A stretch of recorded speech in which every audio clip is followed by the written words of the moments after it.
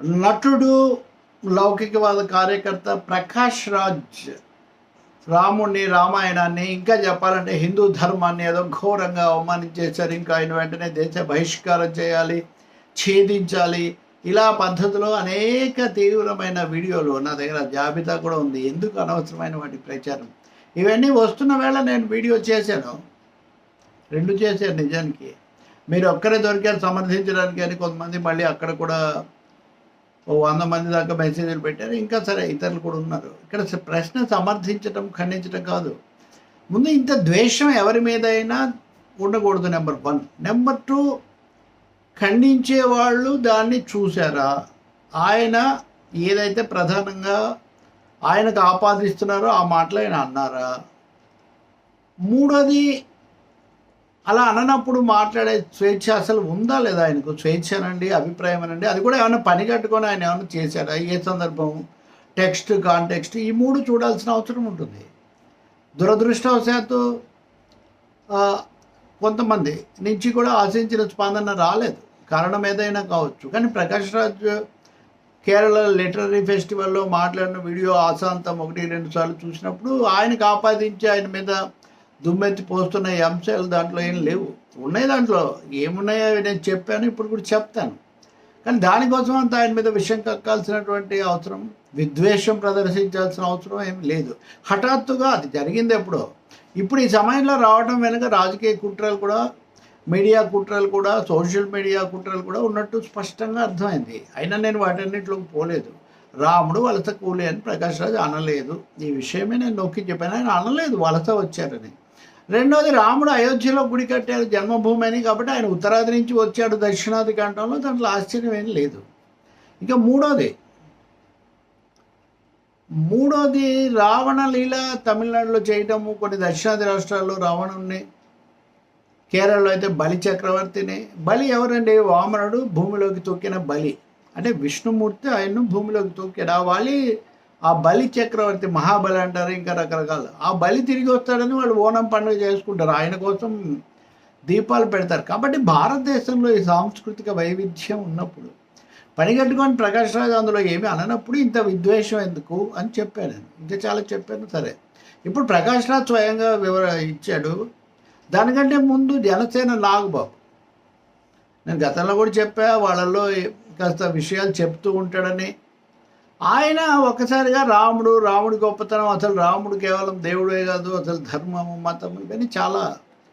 రాముడిని అందరూ పూజించారండి ఈ దేశంలో. కృష్ణుని కూడా పూజిస్తారు, శివుని కూడా పూజిస్తారు, బుద్ధుని కూడా ఆరాధిస్తారు. అనేక మతాలు ఉన్న దేశం ఇది. కాబట్టి రాముడిని ఆయన ఏమన్నారు, నిజంగా అవమానించారని అది చెక్ చేయకుండా రాముడి గురించి ఇవన్నీ కూడా చెప్పడం. ఇంకోటి, నాగబాబు మాట్లాడగలరు కాబట్టి ఆయన ఒకటి చెప్తున్నారు. ఏమని? చాలా తెలివైన వ్యాఖ్య అది. ఏమని? ప్రపంచంలో ఉన్న మతాల్లో హిందూ మతం ఒక్కటే నాస్తికత్వానికి కూడా చోటు కల్పించింది అని ఆయన చెప్తున్నారు. నాస్తికత్వానికి చోటు కల్పించడం హిందూ మతం యొక్క లక్షణం అని వీళ్ళు ఎవరైనా గుర్తిస్తున్నారా? నాస్తికులు లేదా దేవుడు లేడని భావించేవాళ్ళు, దైవభక్తులకు వ్యతిరేకమని ఇంతమంది ఇష్టానుసారం ప్రచారం చేస్తుంటే వాటిని ఎవరు ఏమీ అనడం, వీళ్ళు ఎందుకు దాన్ని ఎప్పుడు ఇలాంటి తెలిసిన వాళ్ళు ఎందుకు ఖండించట్లేదు? దాన్నే ఎందుకు ప్రోత్సహించి దాంట్లో ఆఖరికి పవన్ కళ్యాణ్ లాంటి వాళ్ళు కూడా సనాతన ధర్మము, లేదా మీరు ఎంతసేపటి ఇతర మతాలకే బుజ్జగింపు అవన్నీ బీజేపీ మాటలు ఆయన కూడా చెప్తుంటే ఎందుకు మరి వీళ్ళు చెప్పలేదు? భిన్నాభిప్రాయాలకు, భిన్నత్వంలో ఏకత్వానికి ఈ దేశంలో చోటు ఉందని ఈ ప్రశ్నలు ఉన్నాయి. కాబట్టి నాగబాబు తెలియకుండా కాదు, చెప్పకుండానే ప్రకాష్ రాజ్ మీద చాలా తీవ్రమైన వ్యాఖ్యలు చేసి ఏదైతే ప్రచారంలో ఉందో దాన్ని ఆయన కూడా ధృవీకరించేటట్టు మాట్లాడారు. అయితే ఇక్కడ ఒక సమస్య వచ్చింది. ఆ వెంటనే ప్రకాష్ రాజ్ కూడా నాగబాబు పేరు ఎత్తలేదు. నేను మాట్లాడింది వేరు. ఇప్పుడు నేను తోటపనిలో ఉన్నాను, ఎన్నికల ప్రచారానికి వెళ్ళొచ్చాను. నేను ఏ మతాన్ని, ఏ దేవుణ్ణి కించపరిచే విధంగా మాట్లాడే ఆ ప్రశ్న లేదు అన్నారు ఆయన. నేను మొదటి వీడియోలోనే అదే చెప్పాను.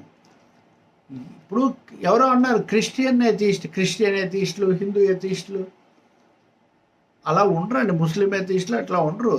ఎథీజం భౌతికవాదమా, దైవవాదమా, రెండే విషయాలు. కాదంటే కాదు. అయినా కానీ ఆయన గౌరవిస్తానని తల్లి అంత్యక్రియల ద్వారా నిరూపించారు. తల్లి అంత్యక్రియలు అలా చేశారు, ఇప్పుడేమో ఇలా అంటున్నారని మళ్ళీ ఇందాక నేను చెప్పిన ఆయన కూడా అంటున్నారు. కాబట్టి ఇది కావాలని రాజకీయంగా జరుగుతున్న మాట. ప్రకాష్ రాజ్ దీనికి సరైన సమాధానం ఇచ్చారు. నేను ఎవరిని ఎప్పుడు కించపరచలేదు, పరిచే అవకాశం కూడా లేదు. ఇవన్నీ నిజం కాదు. అవతార పురుషుడైన శ్రీరామచంద్రుడిని నేనేదో చేశాను, అవమానించాననే ప్రచారం నిజం కాదు. దీనికి సంబంధించి ఊగిపోయేవాళ్ళు, రేగిపోయేవాళ్ళు రకరకాలుగా మాట్లాడుతున్నారు, వాళ్ళని మాట్లాడనివ్వండి అన్నారు. అంటే నాగబాబు ట్వీట్ వచ్చిన తర్వాతే ప్రకాష్ రాజ్ స్పందన వచ్చింది కాబట్టి ఆయనకే జవాబు అని కొంతమంది అంటున్నారు. అది పెద్ద సమస్య కాదు. ఎందుకంటే ఒకసారి పబ్లిక్ ప్రజారంగంలో వివాదము సమస్య వచ్చాక అందరూ మాట్లాడతారు. ఆయన కూడా మాట్లాడి ఉండొచ్చు, ఈయన కూడా సమాధానం చెప్పారు. కానీ ఇక్కడ నాగబాబుకు ఒక ఇరకాటంలో పడ్డారు. ఏమంటే గతంలో ఆయన దేవుడు శాడిస్టు, ఇంకా చాలా ఇలాంటి పదాలనే వాడి దేవుడు ఏది తనను కాదంటే సహించరు, ఇట్లాంటివి చేస్తారు, ఈ పద్ధతి, ఈ అర్థం వచ్చే విధంగా ఖచ్చితంగా ఇవే పదాలు కాదు కానీ మాట్లాడారు. అప్పుడు ఆయన నాస్తికుడు అని కూడా అనుకునేవాళ్ళు. అదే ఇప్పుడు ఉదాహరణకు రాజమౌళి గురించి కూడా అలాగే ఆయన ఇప్పటికీ దాని విషయంలో అస్పష్టంగా మాట్లాడుతుంటారు. ఇప్పుడు నాగబాబు బీజేపీతో పొత్తు పెట్టారు, ఎన్డీఏలో ఉన్నారు కాబట్టి ఆయన అలా మాట్లాడు. ఇప్పుడు ఆయన సనాతన ధర్మం ఇవే మాట్లాడుతూ ఉంటారు. సో ఇప్పుడు నాగబాబు హిందూ మతంలో నాస్తికవాదానికి కూడా చోటు ఉంటుంది అని చెప్పడంలో ఉద్దేశం ఇది. అంతకుముందు ఎందుకు మాట్లాడారు అని ఎవరైనా అడగకుండా ఆయన ముందు జాగ్రత్త తీసుకున్నారనమాట. సరే, ప్రకాష్ రాజ్ అయితే వాటి అన్నింటినీ తోసిపుచ్చారు. నేను అట్లా ఎవరిని ఎప్పుడు కించపరిచే అవకాశం లేదు. అన్ని మతాలు లౌకిక తత్వంతో సామరస్యంతో ఉండాలని చెప్పడం కదా ఇక్కడ ప్రజాస్వామికవాదుల ఉద్దేశం. అందుకని ఇప్పుడు పని కట్టుకొని ఆయన రాముని అనే అవకాశం ఏముంది. కాదే నార్త్ ఇండియన్ ఫినామినా అని అనడం అనేది అది జరగచ్చు. దాన్ని ఏదో కొంతమంది రామదూతలైనట్టు మిగిలిన వాళ్ళందరూ రామ శత్రువులైనట్టు మాట్లాడడం సరికాదు. ఇంకా చాలా ఉదాహరణలు ఉన్నాయి. నేను రామదాస్ ఉదాహరణ ఒకటే చెప్పాను, ఇంకా ముందు చెప్పుకుందాం. కానీ ప్రకాష్ రాజ్ అయితే వెనకడుగు వేయలేదు, ఖండించారు. మరో సందర్భంలో ఆయన వివరమైన సమాధానం కూడా ఇస్తారు. దీని మీద ఈ మత కోణమే తీసుకున్నారు. ఉదాహరణకు మహిళా బిల్లు పునర్విభజనను ముడిపెట్టడం పొరపాటు, మీ వాదన సరైనది కాదు పవన్ కళ్యాణ్ గారు, మీరు ఆత్మహత్య ఇది మీరు నిజాల మీద చర్చించడానికి సిద్ధంగా ఉన్నారని ప్రకాష్ రాజ్ సవాలు విసిరారు. దాని మీద వీళ్ళు ఏం స్పందించట్లేదే. ఉదాహరణ చర్చకు రావడం అని కాదు, అంటే రాజకీయ భాగాన్ని పక్కన పెట్టి మతానికి ఏదో జరిగిపోయింది అని చెప్పడం. కొంతమంది ఏదో భజనలు ప్రార్థనలు అంట, తమ దేవుణ్ణి తాము నమ్మితే ఇతరులు నమ్మలేదని ఆరోపణలు మోపడంతో అవసరం ఉండదు. మీ దేవుణ్ణి మీరు నమ్మితే దేవుడు చూసుకుంటాడని అనుకోవాలి. అలాగే మీ నమ్మకం మీద మీకు నమ్మకం ఉంటే మీ నమ్మకాన్ని ఇతరులు చెడగొట్టగలరు, లేకపోతే దెబ్బతీయగలరు అనే అవకాశం ఏమి ఉండదు. చివరిది హితబోధలు చేసేవాళ్ళు, సున్నితమైన విషయాలు వీటికి పోకూడదు అనేది కరెక్టే. కానీ అదే సమయంలో అసలు ఆ పేరే ఎత్తకూడదు. గోవింద అంటారు భారతదేశంలో, మేము తెలుగు గోవింద అంటారండి. ఏదన్నా ఇంకా శఠగోపం పెట్టడం అంటారు. వీటన్నింటినీ అవమానించడం అంటే ఇప్పుడు ఎవరేం చేస్తారు దానికి? అది కల్చర్, ఒక సంస్కృతి. నామం పెట్టాడు, ఎగనామం అంటాం మనం. మీడియాలో ఇప్పటికి కూడా వాడతాం. ఎగనామం అంటే అవమానించటమా? ఒక భాషకు, ఒక సంస్కృతికి జాతీయాలు ఉంటాయి. ప్రకాష్ రాజ్ చెప్పిందే అది.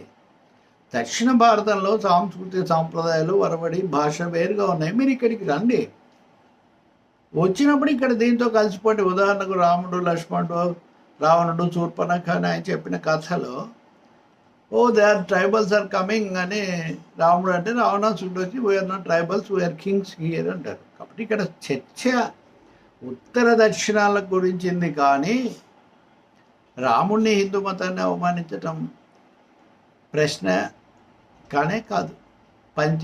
గౌడ పంచ ద్రవిడ అంటుంటారు, అన్నీ ఒకటే అని. కానీ కాదు కదా, చూస్తున్నాం కదా.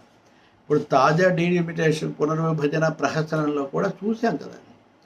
కాబట్టి ప్రకాష్ రాజ్ అనని మాటలు ఏదో అన్నారని దాని మీద గగ్గోలు పెట్టే బదులు నిజంగా ఏమన్నారో ఒకసారి అనువాదం ఎవరినైనా ప్రచురించమనండి. రాముడు, లక్ష్మణుడు వలస కూలీలుగా వచ్చారని ఆయన ఎక్కడన్నాడో చెప్పమనండి. నిజం చెప్పాలంటే ఆయన జాగ్రత్తగా చెప్పాడు. రావణాసురుణ్ణి, రాముడిని కూడా బాధ్యతగానే వాళ్ళు మాట్లాడినట్టుగా ప్రకాష్ రాజ్ నరేషన్ అందులో ఉంది.